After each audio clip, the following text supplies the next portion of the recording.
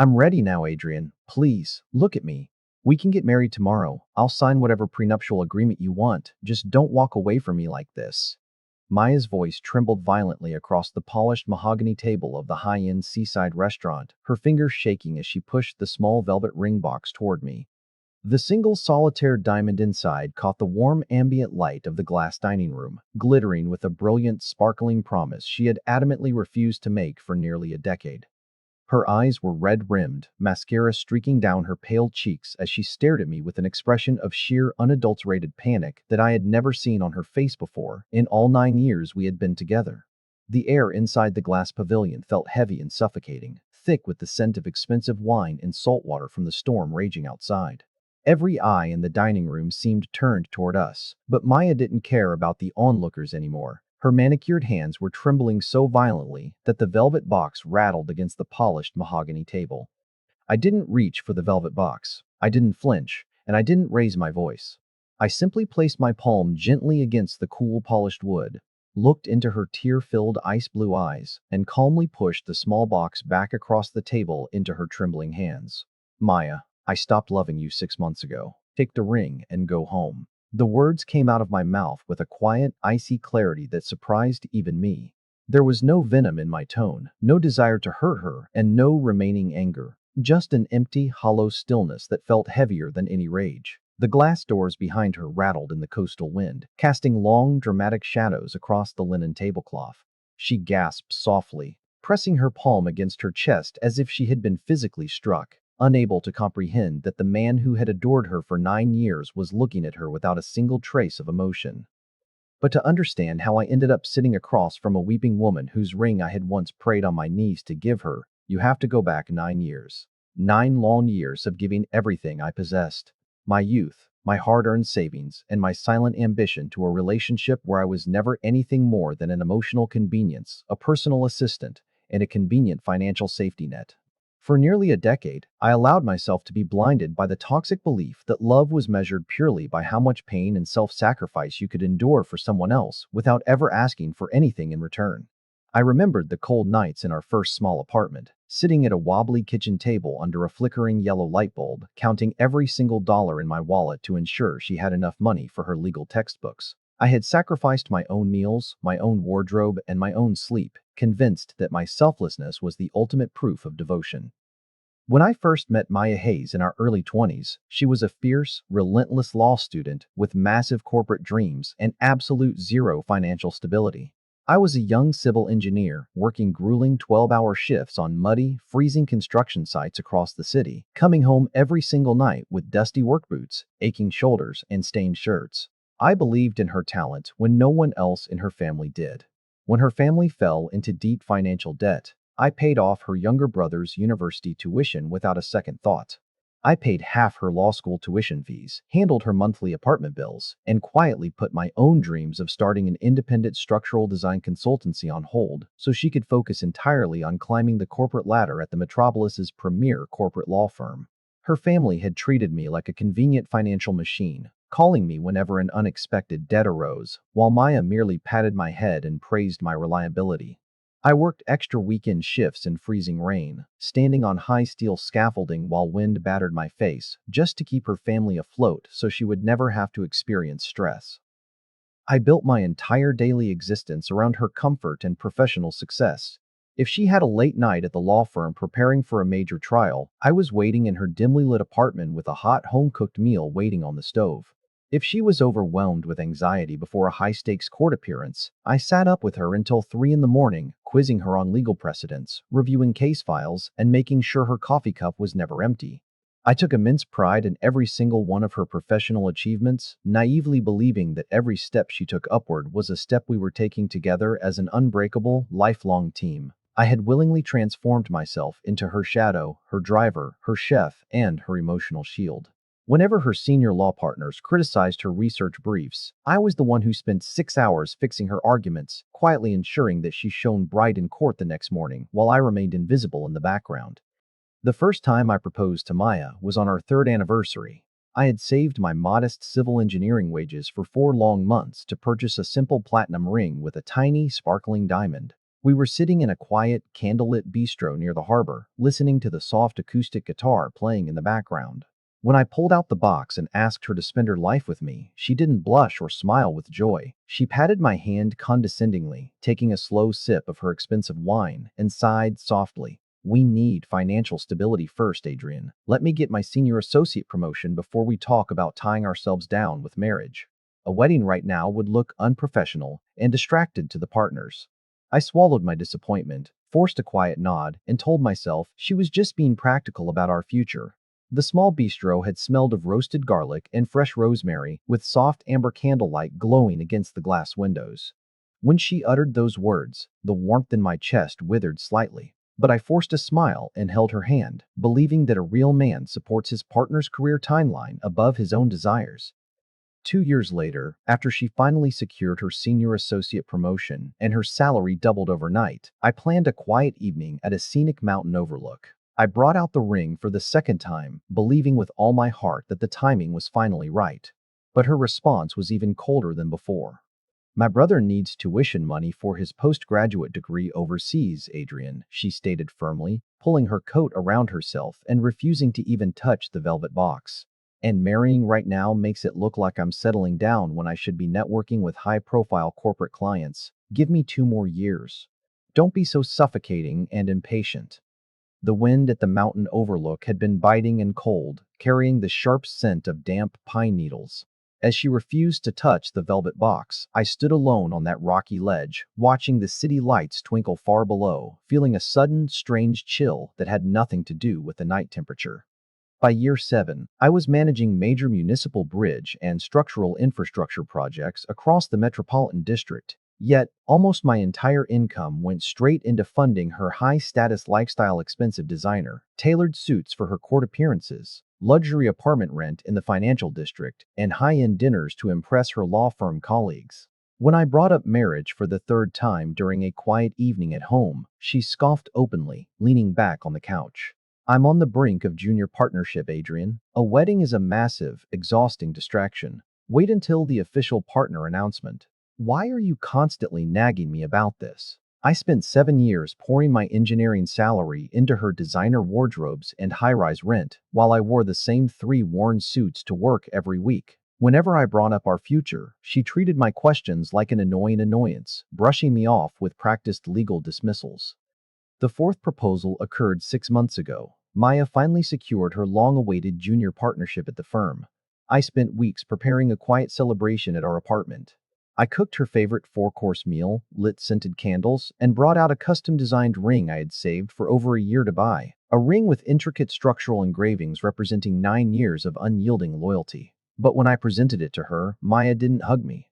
She looked at the ring with pure irritation, rolled her eyes with cold impatience, and tossed the velvet box onto the coffee table. Why are you constantly suffocating me with this ring, Adrian?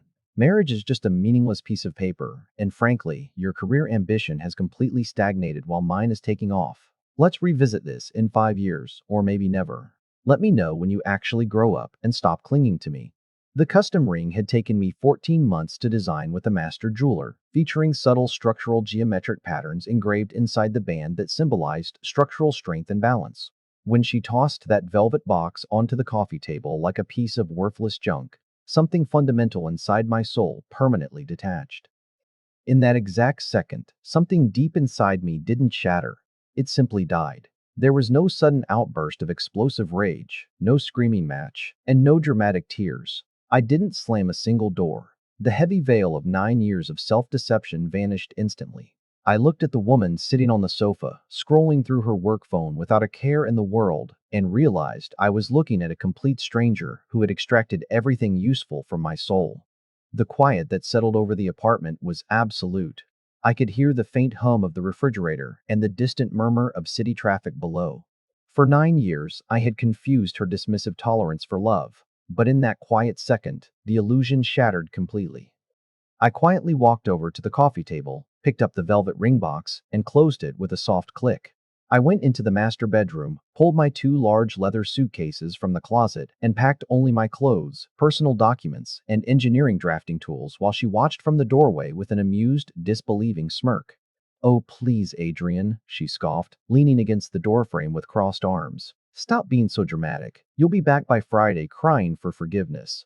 I moved through the bedroom with calm, deliberate efficiency, packing my clothes, my passport, my structural blueprints, and my grandfather's old drafting set into two worn leather suitcases.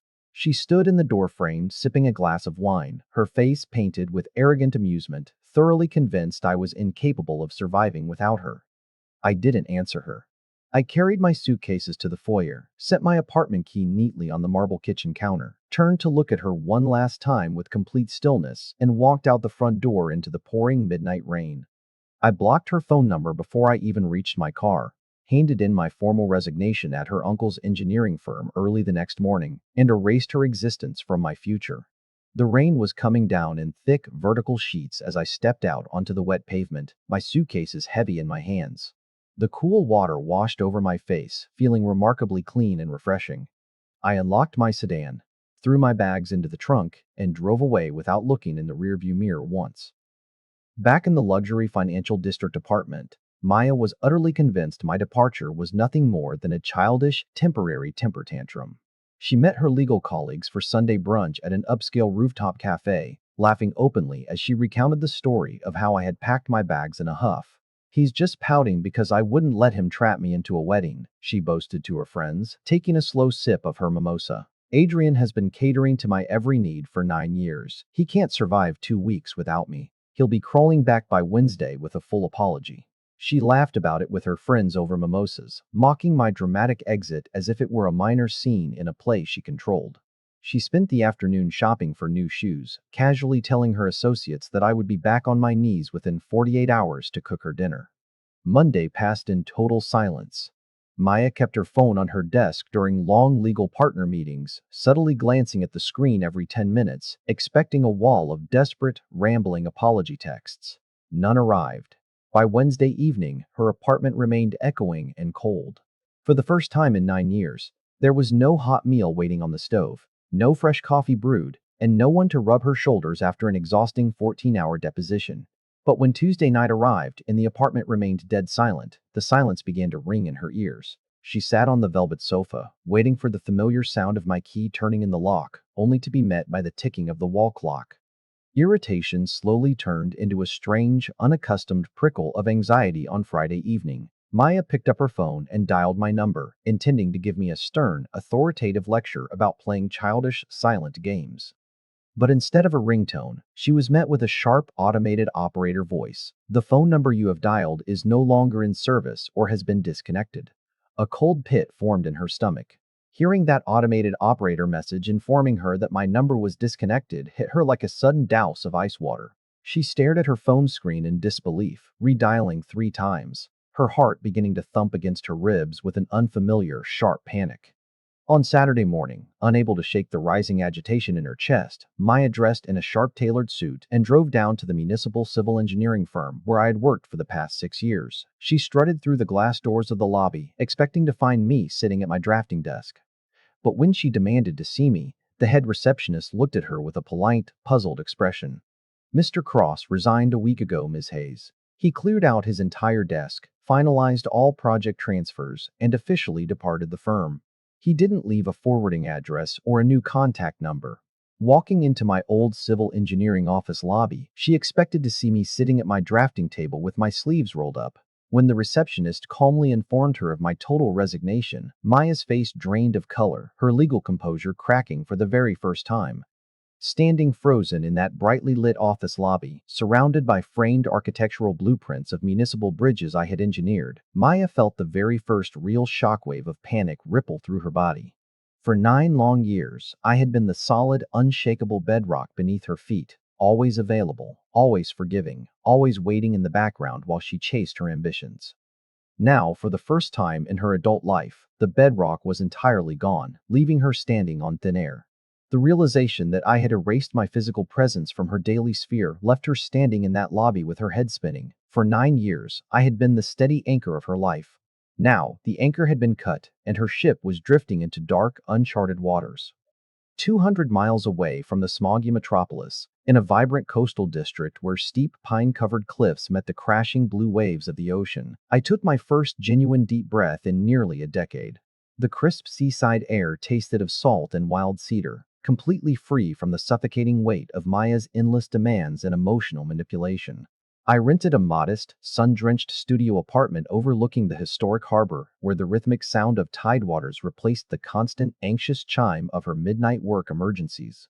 The coastal district welcomed me with salty ocean breezes, towering pine cliffs, and the rhythmic roar of blue waves crashing against gray granite rocks. My small studio apartment had wide windows that let in golden morning sunlight, filling my space with fresh air and peace. My lifelong friend Soren Brooks was waiting for me at a rustic wooden cafe on the pier. Soren had watched with growing anger for years as Maya systematically drained my energy, time, and financial reserves, treating my structural genius like a secondary hobby. When Soren saw me step off the coastal train carrying only 2 worn suitcases, he didn't ask for lengthy explanations. He simply pulled me into a tight, brotherly embrace and slapped a set of brass keys onto the wooden table between us. Soren met me at the harbor cafe, his face lighting up with genuine relief when he saw me. He pulled me into a tight hug, slapped my back, and set those heavy brass keys on the wooden table, offering me a fresh start built on mutual respect and brotherhood. You spent 9 years building that city's skyline while she took all the credit and money, Adrian, Soren said firmly, setting down 2 steaming mugs of black coffee. Those brass keys belong to an old 2-story brick workshop down near the historic shipyard. It needs some structural work, but the bones are solid. It's time you built an engineering practice that actually belongs to you. The old brick shipyard building had character and soul. We spent 3 weeks scrubbing exposed brickwork, polishing hardwood floors, and setting up wide drafting tables under giant arched glass windows, creating a space where true creation could take place. Over the next 3 weeks, Soren and I worked tirelessly to transform the old brick shipyard building into our new operational headquarters. We laid down reclaimed hardwood floors, installed wide drafting tables beneath massive arching windows, and hung pristine structural schematics across the exposed brick walls. We officially registered our new consultancy, Sterling and Cross Engineering. We didn't have corporate investor backing or flashy downtown advertising, but we possessed over 12 years of uncompromised structural expertise and an absolute determination to construct infrastructure that would outlast us.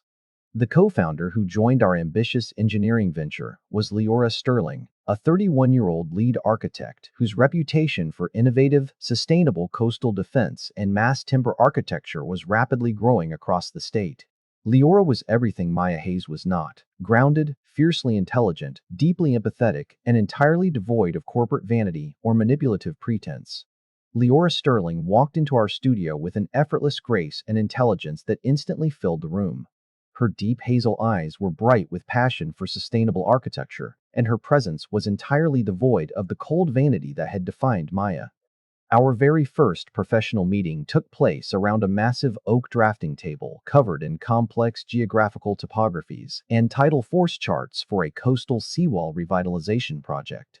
As I presented my structural calculations for modular reinforced concrete foundations designed to absorb heavy storm surges, Liora leaned over the blueprints, her sharp hazel eyes following every mathematical line with intense concentration.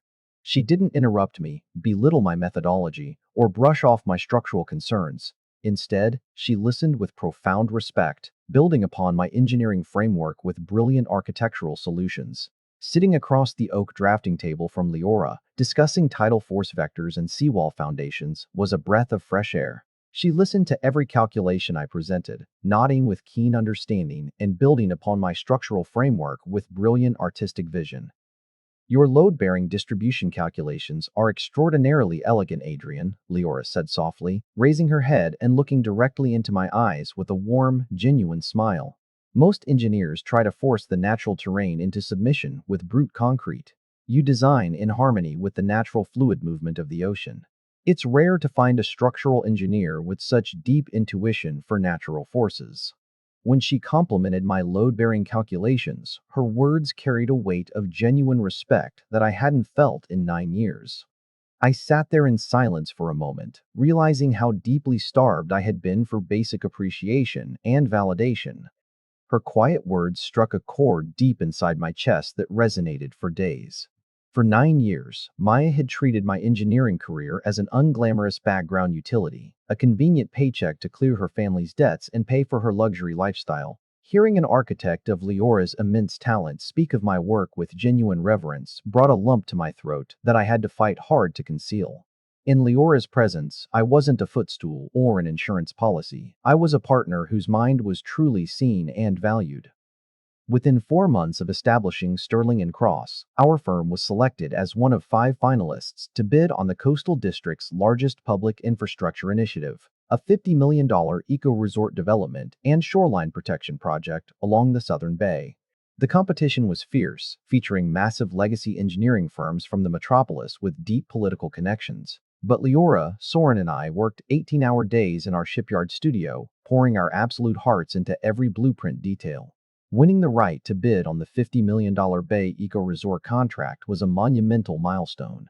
Liora, Soren, and I worked tirelessly around the clock, burning the midnight oil in our studio, fueled by passion, teamwork, and mutual trust. Collaborating alongside Liora felt like discovering a completely new language of mutual trust. When I stayed up past midnight in the studio recalculating wind shear stress vectors, Liora would quietly set a steaming mug of fresh chamomile tea beside my drafting lamp, placing a gentle hand on my shoulder without interrupting my concentration. When she wrestled with complex spatial aesthetics for the resort's timber pavilion, I was right beside her, providing solid structural calculations to make her artistic vision structurally unbreakable. Working with Liora was like a graceful symphony. There were no mind games, no passive-aggressive comments, and no underlying power struggles.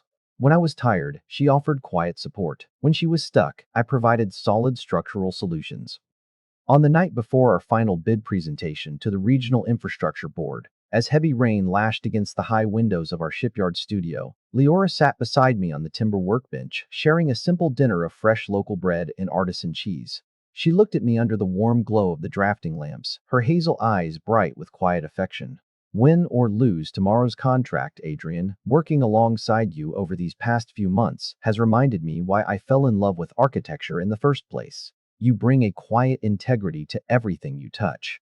Sitting on the timber workbench sharing bread and cheese in the quiet night rain, looking into Leora's warm eyes, I realized that true love is not something you beg for. It is something that flows naturally when two hearts value each other. Walking back to my studio apartment through the coastal rain that night, I looked up at the stormy night sky and realized a profound truth that made my past 9 years feel like a fading bad dream. For almost a decade, I had been starving on emotional crumbs, mistaking Maya's cold tolerance for love. With Liora, respect, warmth, and genuine partnership flowed effortlessly, without me ever having to beg, plead, or prove my worth. Walking back to my harbor apartment under the starry night sky, my chest felt lighter than it had in a decade. The heavy, suffocating ghost of my past had finally dissipated, replaced by a quiet excitement for the future we were building. Meanwhile, back in the sprawling metropolis, Maya Hayes's carefully constructed, high-status world was quietly beginning to disintegrate.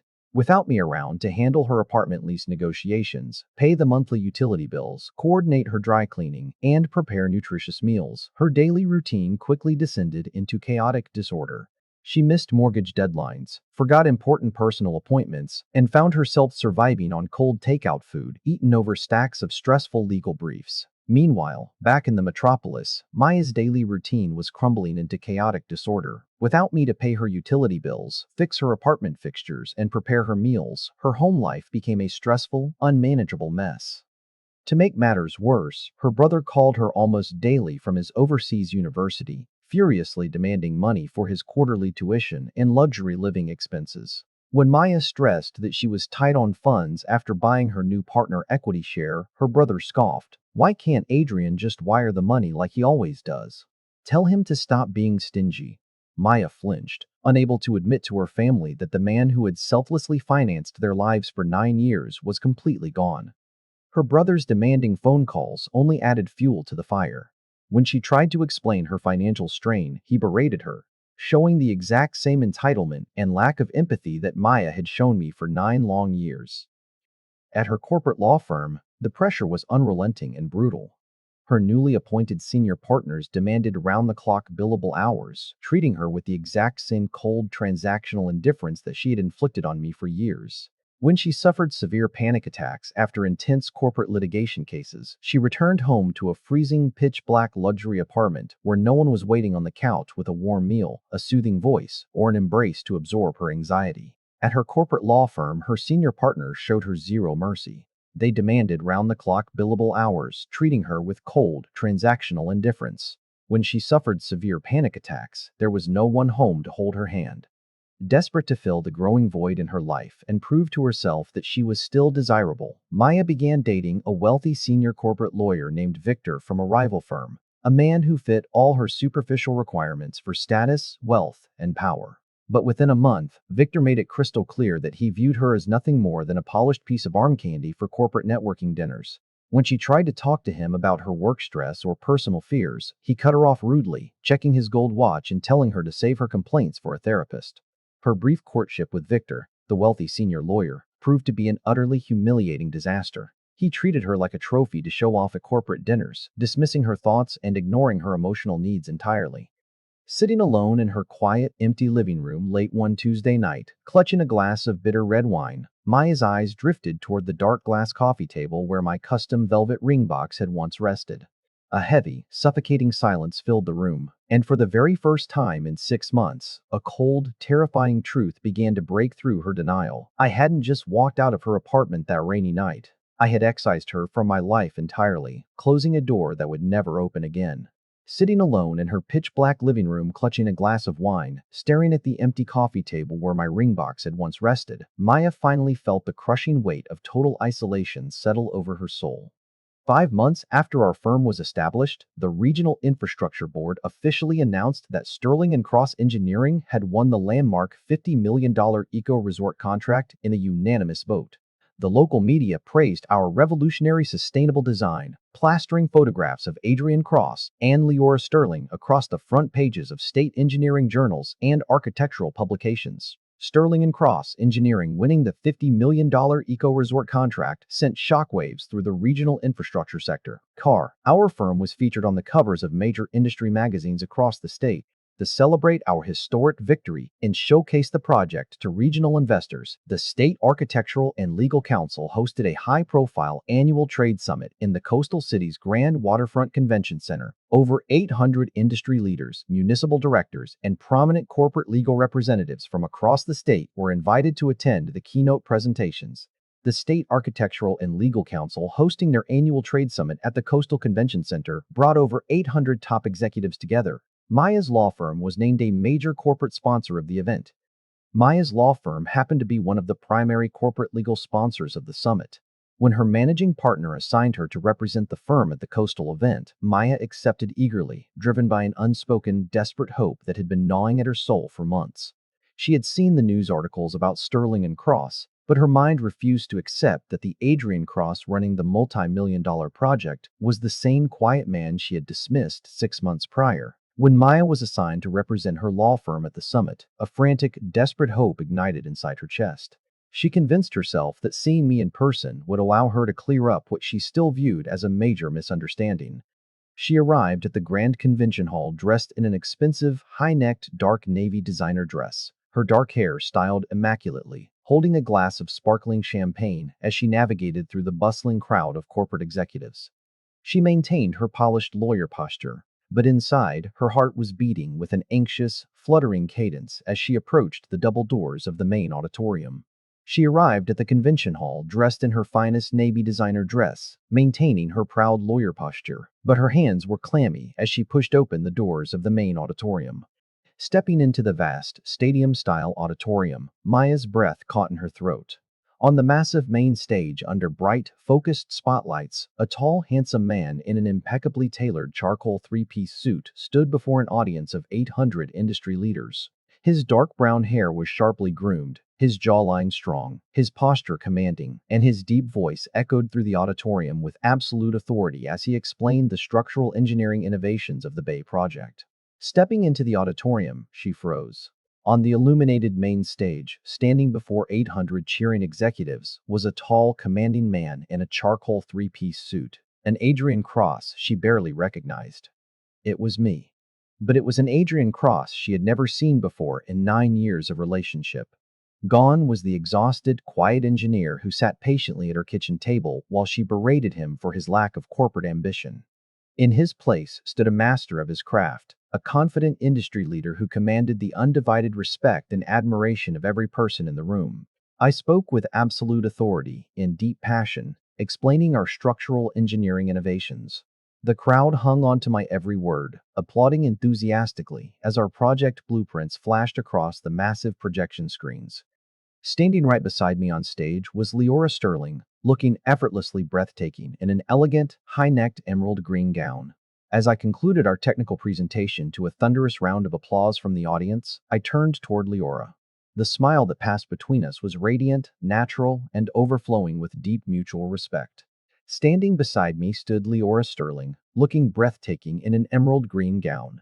When I turned to Leora and smiled warmly, the radiant chemistry between us was undeniable to everyone watching in the audience. Maya watched in stunned horror as I stepped closer to Leora, leaning down slightly to whisper something in her ear that made Leora laugh softly, her eyes shining with warmth as she rested a gentle hand on my arm. A sharp, physical pain pierced Maya's chest. A sudden, sickening realization that the man she had mocked as stagnant had risen to incredible heights, and he was sharing his triumph with another woman. Maya felt a sharp, agonizing stab of envy and regret tear through her chest as she watched me whisper in Leora's ear, making her laugh softly. The man she had discarded as stagnant was now a thriving, admired star. Driven by an uncontrollable wave of panic, Maya shoved her way through the post-presentation crowd in the VIP reception lounge, her legal composure shattering into frantic desperation. "Adrian!" she cried out, her voice cracking over the ambient chatter of executives. "Adrian, stop!" Please, shoving her way through the crowded VIP lounge after the presentation, Maya lost all her legal composure, her voice cracking as she called out my name in sheer desperation. Before she could reach the private exit where Leora and I were standing, a broad-shouldered man stepped directly into her path, blocking her way like a brick wall. It was Soren Brooks. He looked down at her with cold, unyielding eyes, his arms crossed firmly across his chest. Soren Brooks stepped into her path like an immovable wall. His face was cold and stern as he looked down at her, refusing to let her disturb the peace I had worked so hard to cultivate. "Get out of my way, Soren," Maya snapped, trying to push past him, her eyes wide with frantic agitation. "I need to talk to my fiancé. He's playing some sick, cruel game, and I'm putting an end to it right now." When she tried to demand passage, calling me her fiancé, Soren shut her down with a sharp, brutal truth that left her gasping for air in front of dozens of watching industry leaders. "He is not your fiancé, Maya," Soren said, his voice dropping into a razor-sharp whisper that cut through her protest. "He begged you 4 times over 9 long years to build a life with him, and you treated him like garbage on your shoe. He left you 6 months ago. He built a new firm, a new reputation, and a real life. And if you have a single drop of dignity left, you will turn around and walk out of this hall before I have security escort you to the street." Maya stood frozen on the carpeted floor, tears welling in her eyes as she watched over Soren's shoulder. At the far end of the lounge, I gently lifted Leora's light coat, placing it over her shoulders as we walked out through the glass doors into the crisp evening ocean air, without me turning around to look back even once. Watching over Soren's shoulder, as I gently placed a coat over Leora's shoulders and walked out into the ocean evening without looking back, Maya felt her knees turn to water. That night, Maya could not sleep a single minute in her luxury Harbor View hotel room. Every time she closed her eyes, the image of my face on that stage burned into her mind, calm, powerful, radiant, and completely unconcerned with her presence. The realization that she had willingly traded a loyal genius for superficial corporate status tore at her soul like sharp glass. That night in her hotel room, sleep was impossible. Every time she closed her eyes, she saw the calm, powerful expression on my face and the warm smile I reserved exclusively for Leora. At dawn, unable to endure the agony of her hotel room, she hired a local private investigator, paying a massive cash sum to track down my residential address in the coastal district. By noon, the investigator provided her with the location, a quiet, beautiful home perched near the pine cliffs overlooking the ocean. At dawn, she paid a private investigator a massive sum to track down my personal seaside address. Holding the custom ring box she had retrieved from her bank vault, she drove into a blinding rainstorm. Maya didn't hesitate. She canceled her legal meetings in the city, withdrew her personal savings, and drove to her jewelry safety deposit box back at her bank to retrieve the custom-designed ring I had left on her coffee table 6 months prior. Holding that ring box in her shaking hands, she drove back toward the coastal district in the middle of a torrential night storm. Her lifelong arrogance and corporate vanity were entirely gone, replaced by a desperate, unhinged terror. She finally realized that every success she had ever achieved, her law degree, her partnership, her status, had been built on the silent, selfless foundation I had provided for 9 years. Without me, her world was nothing but an empty, cold shell. Her arrogant pride had completely evaporated, replaced by a raw, pathetic desperation. She knew that without my loyal, grounding presence, her status and career meant absolutely nothing. I was standing on the covered wooden porch of my seaside home, watching the heavy rain fall against the timber railings and listening to the thunderous roar of the ocean waves below, when bright headlights illuminated the wet driveway. A rented dark sedan pulled up onto the gravel, and Maya stepped out into the pouring storm. I was standing on my covered porch watching the rain wash over the wooden deck when her car pulled up into the driveway, its headlights cutting through the dark coastal fog. She stumbled up the wooden steps of my porch, her expensive navy designer dress soaked and ruined, her dark hair clinging to her pale, tear-streaked face. In her trembling cold hands, she clutched the velvet ring box I had left behind 6 months ago. She stumbled up the porch steps, her expensive dress soaked, her dark hair plastered to her face, clutching that velvet box with blue, trembling fingers.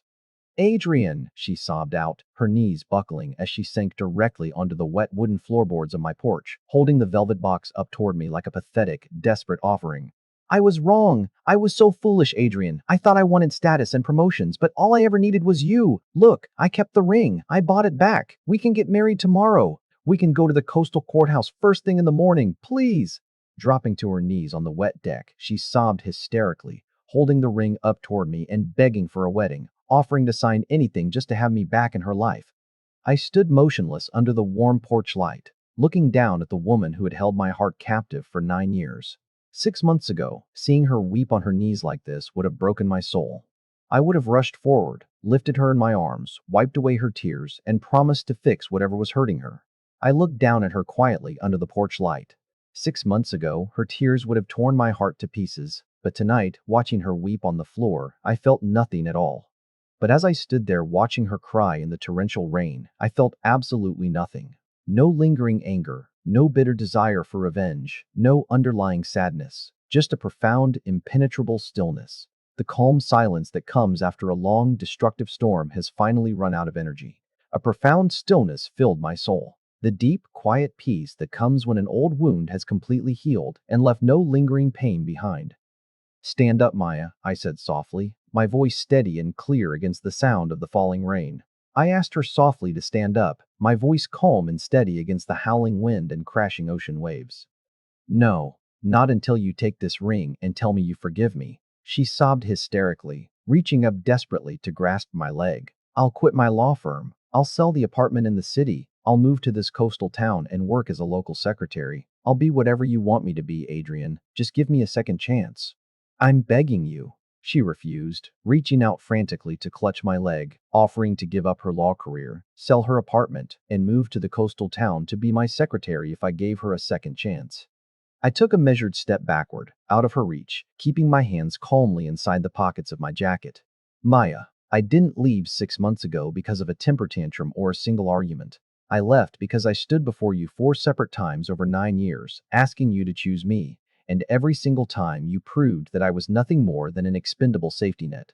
You didn't reject a piece of jewelry, you rejected my loyalty until there was nothing left inside me to give you. I took a step back out of her reach, keeping my hands in my jacket pockets, and calmly explained that she hadn't rejected a ring. She had rejected my soul until there was nothing left to give. I love you, she screamed out into the storm, her shoulders shaking violently as she wept. I love you now, Adrian, please. When she screamed into the storm that she loved me, I looked at her with gentle pity and spoke the ultimate truth. She didn't love me, she just hated losing control over something she used to own. I looked down at her with a quiet, gentle pity. No, Maya, you don't love me, you just hate losing control. You loved the comfort I provided, the bills I paid, and the unconditional warmth I gave you while you chased your vanity. The sad truth is, I stopped loving you 6 months ago. I don't hate you. I don't hold any bitterness towards you. I simply feel nothing for you anymore. Please go home. My final words. That I had stopped loving her 6 months ago and felt absolute indifference hit her with the force of a physical blow, leaving her speechless on the wet floor. Maya froze on the rain-soaked porch floor, her chest heaving as my words sank into the deepest depths of her consciousness. She looked up into my eyes, desperately searching for a tiny spark of hidden pain, a flicker of resentment, or anything she could manipulate or negotiate with. But she found only a smooth, impenetrable wall of absolute detachment. She had erased my presence for 9 years. Now, I had erased her from my existence. Maya realized then that there was no anger to fight, no bitterness to negotiate with, only a complete, permanent erasure of her presence from my heart. Slowly, with trembling hands, she pulled the velvet ringbot back against her chest. She stood up with broken, defeated posture and walked down the wooden steps into the dark storm, getting into her car and driving away into the night carrying the permanent, unyielding sentence of her own regret. She slowly pulled the ringbot back against her chest, stood up with broken posture, and walked down the steps into the storm, carrying the heavy burden of her eternal regret. 1 year later, the morning sun broke over the completed Bay Eco Resort. The sweeping timber pavilions and sustainable seawall barriers stretched gracefully across the pristine coastline, a celebrated masterpiece of structural engineering and architectural harmony. 1 year later, the Bay Eco Resort stood completed, a magnificent jewel of sustainable architecture and engineering along the pristine coastal shoreline. Liora and I stood together on the high observation balcony of the main resort pavilion, watching the golden sunlight dance across the calm blue waters of the bay. The cool morning breeze blew softly against us as I turned to look at the woman beside me. Liora and I stood on the high observation deck of the main pavilion, watching the golden morning sun illuminate the calm blue waters of the bay. I reached into my jacket pocket and brought out a simple, elegant platinum band. I didn't kneel in fear, and I didn't offer desperate bargains. I simply held her hand gently, looked into her warm hazel eyes, and asked softly, "Will you build the rest of your life with me, Liora?" I pulled a simple platinum band from my pocket and held her hand gently under the morning sky, asking her to build the rest of your life with me.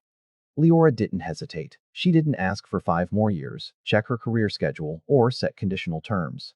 She smiled through radiant tears of joy, wrapped her arms around my neck, and whispered a quiet, unconditional yes. Liora smiled through joyful tears, pulled me close, and whispered a quiet, unconditional yes, marking the beginning of a future built on genuine love and mutual respect.